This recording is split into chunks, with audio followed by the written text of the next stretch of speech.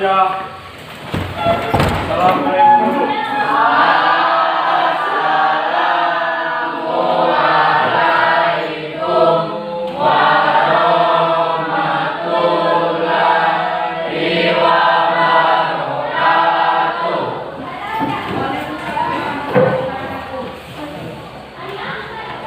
Sebelum kita memulai pelajaran pada pagi hari ini, marilah kita berdoa dalam hati menurut agama dan kepercayaan kita masing-masing. Berdoa mulai. Berdoa selesai. Baik, terima kasih ya kepada Keti yang telah membantu Ibu untuk memimpin doa. Bagaimana kabarnya anak-anak? Baik. Sehat ya? Sehat. Alhamdulillah. Karena teman-teman kalian banyak yang sakit kan ya, jadi banyak yang tidak masuk sekolah ya. Semoga kita selalu diberikan kesehatan dan diberikan kekuatan oleh Allah SWT sehingga kita dapat melakukan kegiatan kita, aktivitas kita dalam belajar menuntut ilmu di sekolah. Baik anak-anak, sebelum kita mulai, alangkah baiknya kalau kita lihat dulu keadaan di lingkungan kalian, kiri kanan, bawah kursi adakah sampah? Ya. Ada? Silakan diambil. Ada. Bersih ya. Jadi tadi kalian pikir kan? Ya. Nah, harus pikir ya. Kalau pikir itu kalau mau agak leluasa harusnya pulang sekolah ya. Jadi pas masuk sekolah itu udah siap untuk belajar. Jadi tidak kasak-kusuk ya.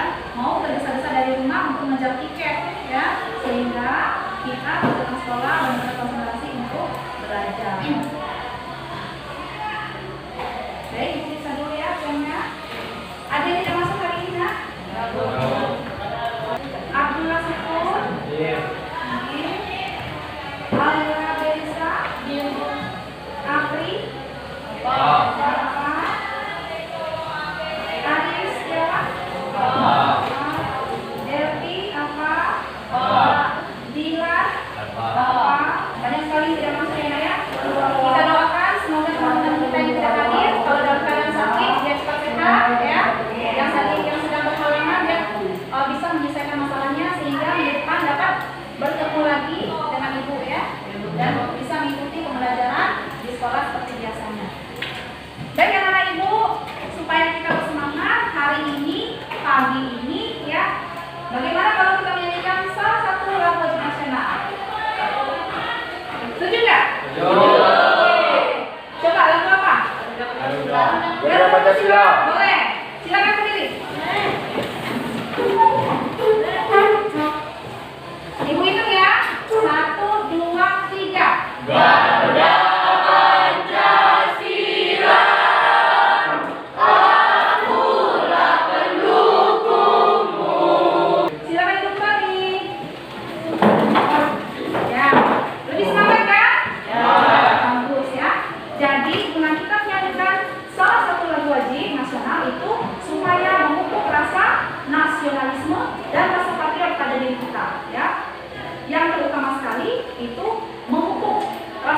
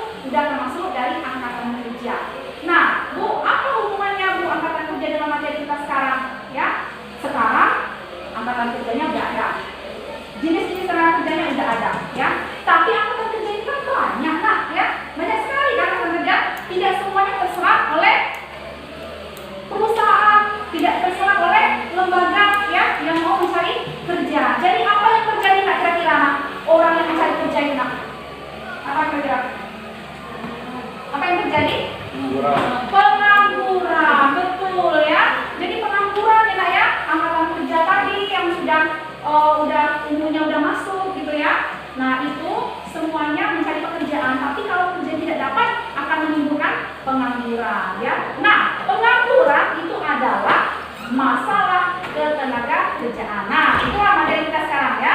Jadi materi kita pada hari ini adalah masalah-masalah tenaga kerja. Oke. Baik, kita masuk ya. Sekarang kita jelaskan, Ibu jelaskan melalui PPT ya. Ini apa nih? PHK. Apa itu PHK? Pemutusan hubungan kerja ya. Nah, kira-kira PHK itu kenapa nah? Apa masalahnya itu? Ya. Ya, ada yang mau memberikan alasannya? Satu aja.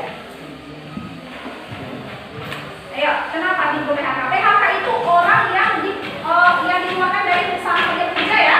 Nah, secara tiba-tiba walaupun belum masuk masa pensiun. Kenapa?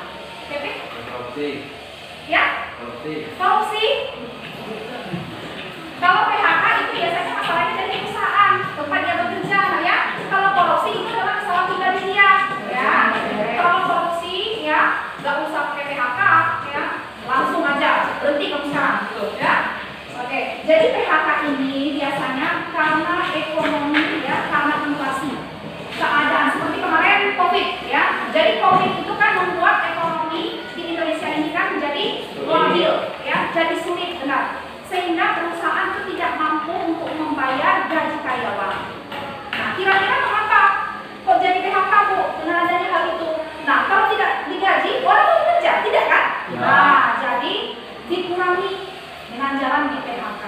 Gitu ya. Paham ya PHK itu apa? Baik. Nah, upah untuk buruh yang tidak layak. Ya, sama ujung-ujungnya uang juga ya. Kalau tadi perusahaan tidak sanggup bayar gitu ya. Kalau sekarang karena upahnya terlalu rendah ya. Jadi orang tidak mau bekerja atau sebaliknya. Kalau upah minimum di suatu daerah itu terlalu tinggi ya, perusahaan tidak mampu membayar dengan upah yang disetarakan. Istilahnya yang ditentukan oleh pemerintah ya. Jadi perusahaan atau orang susah untuk menerima pegawai lagi karena dia sulit untuk membayar gajinya ya. Nah, ini ngapain nih? Ngapain apa nih? Lamar kerja. Lamar kerja. Tengok lampiannya, panjang ya Nak ya? Ya. Nah, dari sini udah nampak sekali ya. Sudah nampak sekali bahwasanya angkatan kerja atau orang yang mencari kerja itu lebih banyak daripada kerja. lowongan kerja ya. Oke, selanjutnya. Nah, ini 10 provinsi dengan jumlah pengangguran terbanyak. Ya, 10 provinsi dengan jumlah pengangguran terbanyak.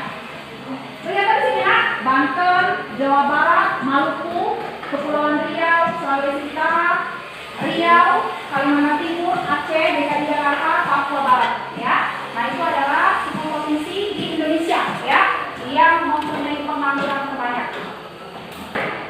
Ini bukan konsep yang akan kita pelajari, yang akan kita bahas.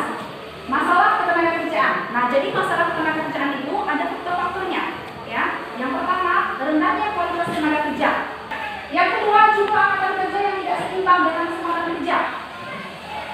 Yang ketiga persebaran tenaga kerja yang tidak merata. Yang keempat sistem pengupahan yang rendah.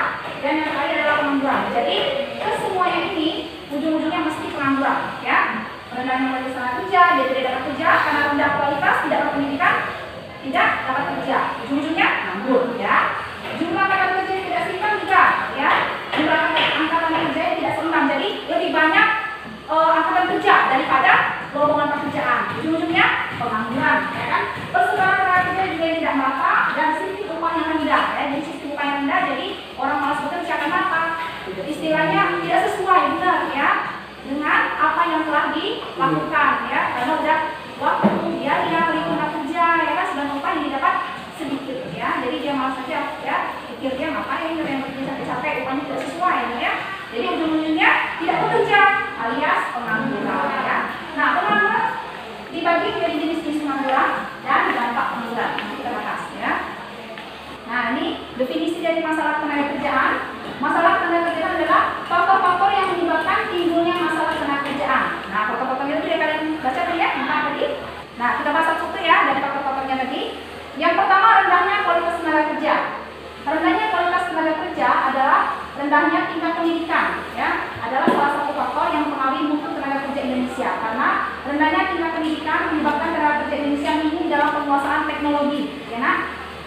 Akibatnya jumlah hasil produksi yang dihasilkan rendah, sedangkan biaya produksi tinggi. Tingginya biaya produksi mengakibatkan hasil produksi Indonesia sulit bersaing dengan produk negara lain.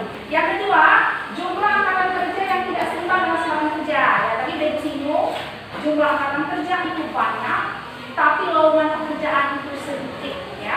Jadi tidak seimbang. Nah, ya. Nah, mengapa demikian? Kenapa angkatan kerja itu bertambah banyak terus? Ya, karena semakin banyak orang yang tamat sekolah, ya, seperti kalian ini misalnya, kalau tamat SMA tidak melanjutkan kuliah, otomatis kan mau cari kerja ujungnya kan? Kalau perempuan nikah ujungnya, tapi kalau laki-laki dia mau bekerja, ya kan? Kalau ada niat mau menikah, otomatis dia mau menghidupi anak dan istri, ya kan? Nah, kalau misalnya dia bekerja, oke, dia aktif, ya, dia produktif. Tapi kalau dia tidak bekerja, artinya dia seorang pengangguran, ya. Makanya angkatan kerja dengan lowongan pekerjaan itu tidak akan pernah seimbang, ya. Karena penduduk Indonesia itu memproduksi para angkatan kerja setiap tahunnya, ya. Bukan hanya tamat SMA, ya, bisa juga tamat kuliah, ya, ya. Nah, itu juga, ya. Nggak mungkin tamat kuliah harus kerja, ya kan? Mesti harus cari-cari dulu karena sebelum dia mendapatkan itu otomatis dia menjadi seorang pengangguran, ya. Jadi banyak pengangguran, ya. Yang ketiga, keseluruhan tenaga kerja yang tidak merata. Nah, di samping sumber daya manusia yang relatif rendah, sektor tenaga kerja Indonesia juga dihadapkan kepada masalah penyebaran tenaga kerja yang tidak merata. Nah, perhatikan di sini, sebagian besar tenaga kerja Indonesia berada di Pulau Jawa, sementara di daerah lain yang wilayahnya lebih luas masih kekurangan tenaga kerja, terutama untuk sektor pertanian, perkebunan. Akibatnya di Pulau Jawa banyak terjadi pengangguran. Itu semua dikarenakan adanya urbanisasi, ya. Nah, coba kalau kalian pikirkan, mengapa kok harus ada urbanisasi? Apa yang dipikirkan orang tua untuk pindah ke kota? Iya, benar. Jadi orang tuh berpikir, ya, dia melakukan urbanisasi supaya dia gampang mencari pekerjaan. Katanya di kota itu banyak perusahaan, ya. Terus banyak lapangan pekerjaan, gitu ya. Jadi dia mengharapkan dia urbanisasi ke kota itu supaya dia dapat penghidupan yang layak, ya, pekerjaan yang diinginkan, ya. Tapi salah, ya, salah besar. Kalau seandainya urbanisasi itu terjadi, ya, jadi numpuk di Pulau Jawa, ya. Semua angkatan kerja itu numpuk di Pulau Jawa. Padahal walaupun banyak perusahaan atau banyak tempat lowongan pekerjaan di Jakarta, tapi tetap tidak lagi dengan angkatan kerja yang ada. Jadi ujung-ujungnya dia jadi pengangguran, ya, pengangguran di kota, di tempat orang, ya. Nah, itulah masalah yang ketiga, ya.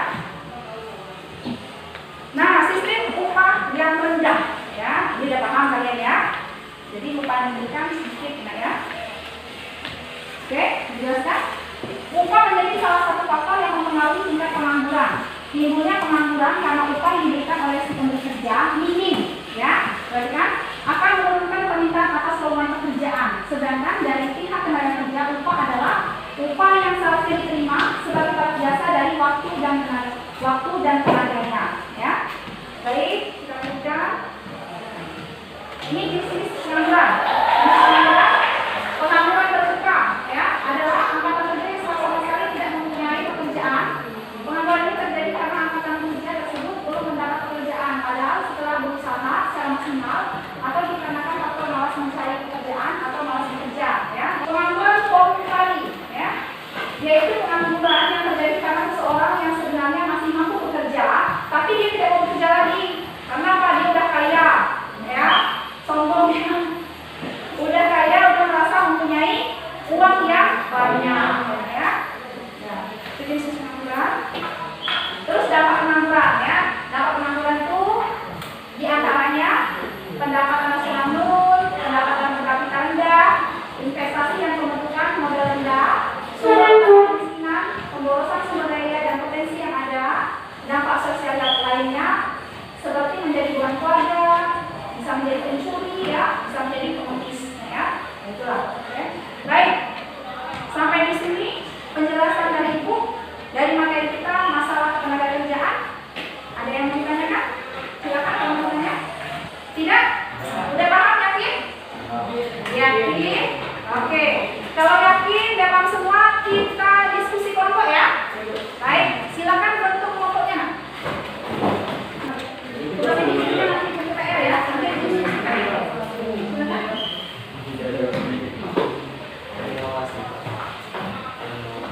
Dan ini soal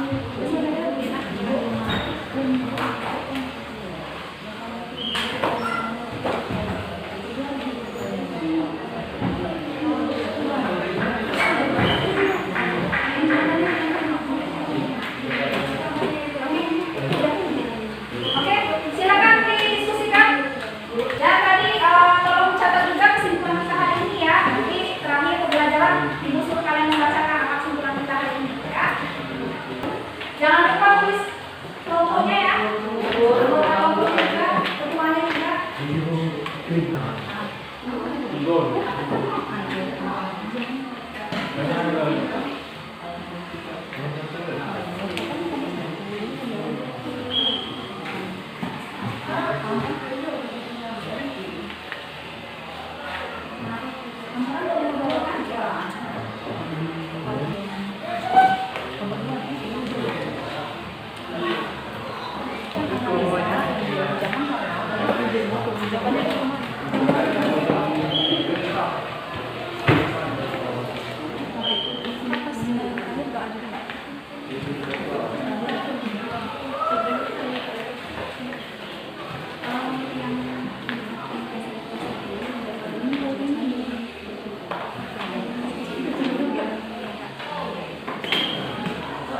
Karya video ini ya.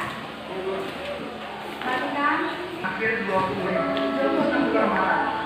belum 2, belum 3, belum ongkosnya, belum buat tambahan adik saya, tapi pas nyampe PT atau pas nyampe diskanker atau BKK atau yang lainnya kita jadi terima. Terus tiap hari kayak gitu. Mau sampai kapan? Tolong nggak Pak? Tolong kami Pak. Kami juga berwenang Pak untuk kerja di PT ini. Ini kawan kota kami, bukan kota-kota bangsawan. Tolonglah bantu kami Pak. Orang tua saya mantul, ibu saya jualan kopi, nyampe di starter, nyampe BKK, kita udah diterima. Belum ongkos. Iya. Itu tayangan video ya betapa susahnya mencari pekerjaan ya Kak ya. Oke. Ya dari video ini juga bisa sebagai bahan inspirasi kalian untuk menjawab pertanyaan dari LKPD ya. Selain dari buku yang telah dibagikan dan penjelasan ibu tadi, boleh kalian ambil ini lainnya untuk menjawab dari LKPD yang telah dibagikan. Silakan. Bisa ditambah-tambah sedikit ya. Kalau ada yang kurang dari video tadi silakan.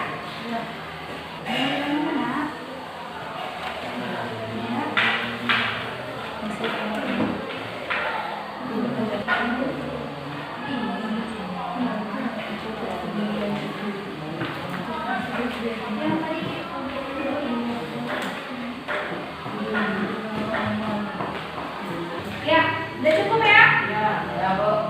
Udah selesai Kak? Waktunya udah habis ya untuk diskusi. Terus tadi juga udah ibu sampaikan materinya dan dijelaskan, videonya juga sudah ditampilkan ya. Ibu yakin kalian udah siap. Baik, untuk diskusi yang pertama ibu persilakan kepada kelompok 1. Kelompok yang lain boleh bertanya dan menanggapi ya. Ya, kelompok yang lain bertanya dan menanggapi. Perhatikan temannya mempresentasikan. Kami dari kelompok 1 ingin mempresentasikan hasil diskusi kelompok kami. Soalnya dulu, Nek, ya. Apa yang dihadapi oleh pencari kerja dalam mendapatkan pekerjaan? Yang pertama, terbatasnya biaya untuk menyiapkan berkas surat lamaran pekerjaan. Jarak tempuh ke tempat mencari kerja yang cukup jauh. Mencari kerja tidak memenuhi kriteria yang ditetapkan oleh perusahaan. Kualitas pendidikan yang tidak sesuai dengan yang diharapkan perusahaan. Kurangnya keterampilan yang dimiliki para pencari kerja. Baik, itu saja yang hasil diskusi kami. Apakah teman-teman ingin bertanya? Ya, terima kasih ya. Pada kelompok 1 silakan kembali nah. Baik, kelompok lain ada yang menanggapi atau ada yang mau bertanya? Ya, silakan. Bertanya, menanggapi nak? Bertanya? Oke, silakan. Saya dari kelompok 2 ingin bertanya kepada kelompok 1. Di suatu negara yang mempunyai penduduk yang banyak, apakah akan menjadi sumber modal bagi negaranya atau menjadi masalah di dalam negara? Oke, baik. Kita tampung dulu ya. Kita tampung dulu pertanyaannya ya. Ada lagi?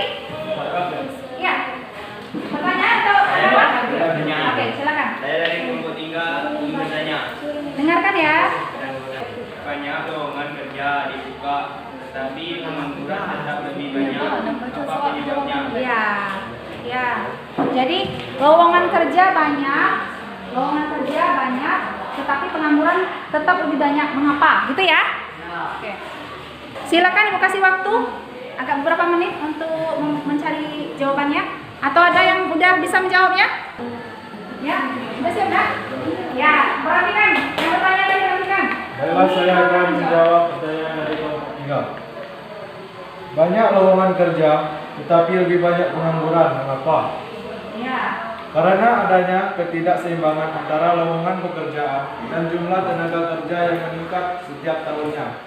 Hal ini membuat persaingan yang ketat antara pencari kerja yang baru dengan yang sudah berpengalaman. Iya. Bagus jawabannya ya. Betul. Ya, yang pertanyaan kelompok 2. Baiklah, saya akan menjawab pertanyaan dari kelompok 2. Di suatu negara yang mempunyai banyak penduduknya banyak, apakah akan menjadi sumber modal bagi negaranya atau menjadi masalah di dalam negaranya? Ya.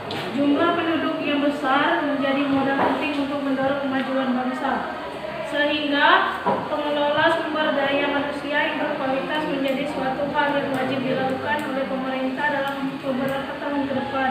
Oke, baik Ibu jelaskan, Ibu tambahkan sedikit ya. Nah, dari pertanyaan dari kelompok 3 udah dijawab tadi sama teman kalian Yafin ya, jawabannya bagus, mengena, cocok ya, tapi dikenakan sedikit. Mengapa ya lowongan pekerjaan banyak Bu, tapi pengangguran tambah banyak Bu ya. Nah, itu karena tidak seimbangnya antara angkatan kerja dengan lowongan pekerjaan ya. Itu satu. Terus yang kedua, karena angkatan kerja yang sudah berpengalaman itu pasti lebih didahulukan daripada angkatan kerja yang baru-baru tamat ya.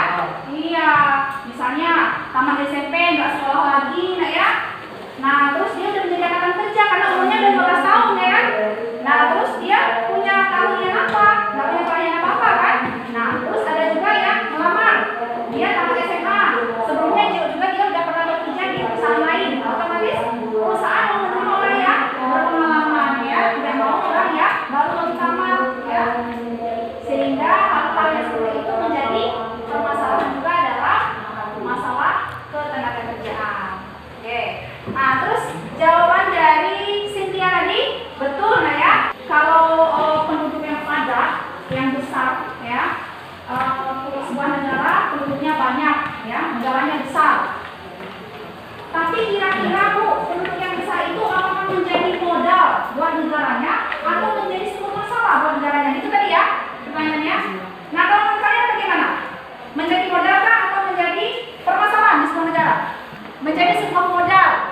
Boleh. Kalau ada kalaunya, ada tapinya. Kalau iya, iya, Febri? Orang-orangnya ingin bekerja dan berkualitas. Iya betul ya, kayak gitu lah Ibu suka. Jadi di sebuah negara mempunyai penduduk yang padat itu bisa menjadi sumber modal buat negara. Kalau ya penduduknya itu berkualitas. Tapi kalau seandainya penduduknya banyak, cuma tidak berkualitas akan menjadi apa? Pengangguran. Akan menjadi sumber masalah buat negara ya. Nah, oke. Baik, udah selesai. Selesai ya? Ada lagi yang mau ditanyakan kepada kelompok 1 atau yang lagi? Tidak. Oke. Ibu kira untuk kelompok 1 cukup ya. Baik, terima kasih kepada kelompok 1.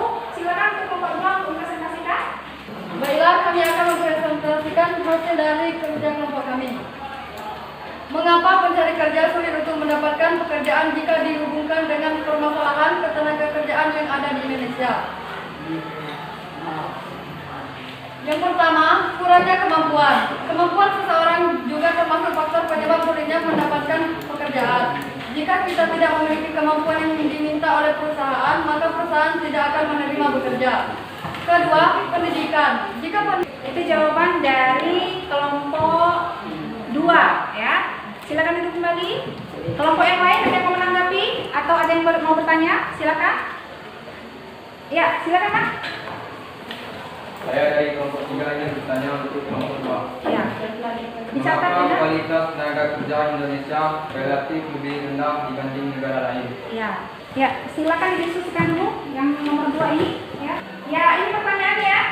Jawabannya dari pertanyaan saya, silakan Kak. Baiklah, kami akan menjawab pertanyaan dari kelompok 3.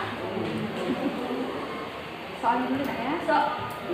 Mengapa kualitas tenaga kerja di Indonesia lebih rendah daripada negara lain? Jawabannya, penyebab rendahnya kualitas tenaga kerja Indonesia dibandingkan negara lain karena rendahnya pendidikan dan tidak sesuai dengan permintaan serta kekurangannya pelatihan. Oke. Bagaimana kelompok 3 Kakak? Ya. Kita lanjut ke kelompok 3 ya. Silakan kelompok 3 untuk mempresentasikan ya. Tugasnya tadi. Kami dari kelompok 3 akan mempresentasikan hasil dari diskusi kami. Berikan analisis kalian, kira-kira dampak apa yang akan terjadi terhadap pencari kerja jika pekerjaan yang diharapkan tidak didapatkan. Pengangguran adalah orang yang tidak bekerja sama sekali atau orang yang sedang mencari pekerjaan. Umumnya, pengangguran disebabkan karena jumlah pencari kerja tidak sebanding dengan jumlah lapangan pekerjaan yang ada.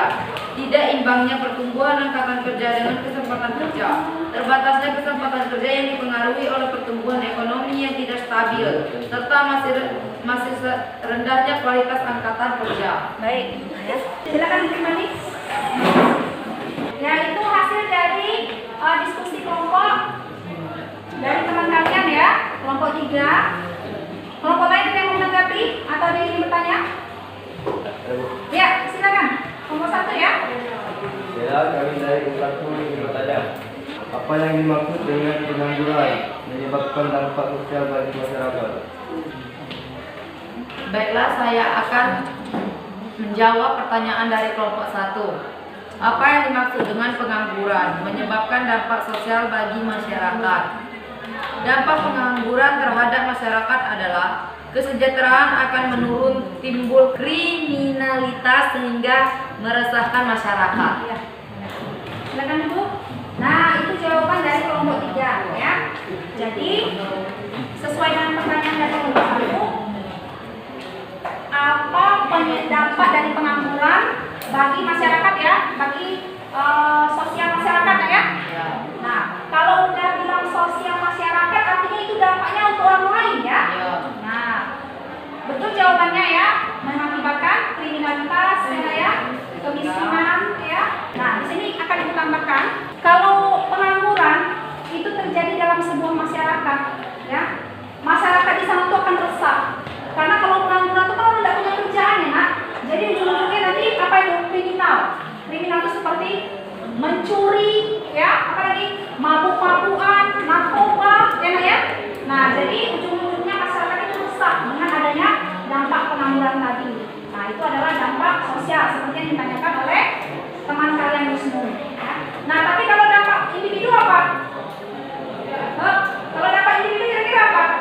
Jadi tadi dampak sosial. Kalau dampak individunya apa? Dampak individunya apa? Menjadi bukan keluarga, betul. Karena harusnya dia bekerja, mencari makan untuk industri, malah dia yang membebani keluarganya. Ya. Baik, sampai di sini Ibu kira udah selesai diskusi kita ya. Kira-kira ada lagi yang mau ditanyakan? Ada lagi yang mau memberikan pendapat atau pertanyaan boleh sebelum kita akhiri?